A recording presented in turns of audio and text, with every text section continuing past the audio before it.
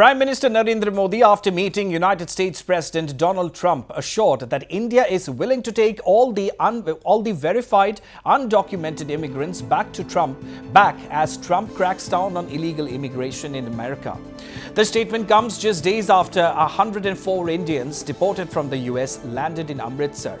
A second flight is expected to land in Amritsar on February 15th, according to reports, while the list could be longer as there are about 18,000 Indians living in the United States without legal documents, according to official data.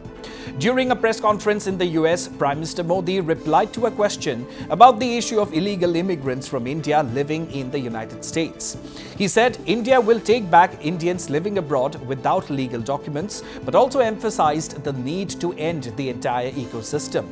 Prime Minister Modi said that the entire system of illegal immigration, where people from ordinary families are targeted by showing them big dreams, needs to end.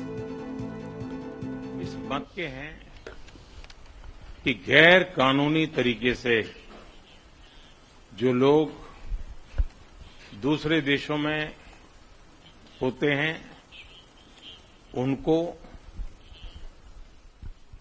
वहां रहने का कोई कानूनी अधिकार तो है नहीं।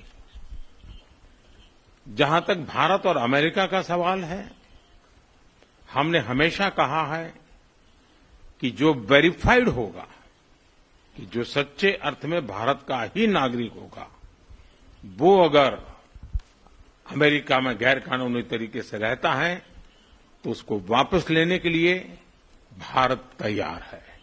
लेकिन बात हमारे लिए वहां से रुकती नहीं है। ये सामान्य परिवारों के बच्चे होते हैं, उनको बड़े बड़े सपने दिखाए जाते हैं और उनको ज्यादातर ऐसे होते हैं उनको गुमराह करके लाया जाता है। और इसलिए ये ह्यूमन ट्रैफिकिंग में जुड़े हुए पूरे इकोसिस्टम पर हमने वार करना चाहिए। और अमेरिका और भारत मिल करके हमारी कोशिश है और हमारी कोशिश रहनी चाहिए कि इस प्रकार की पूरी इकोसिस्टम को हमें जड़ मूल से नष्ट करना चाहिए।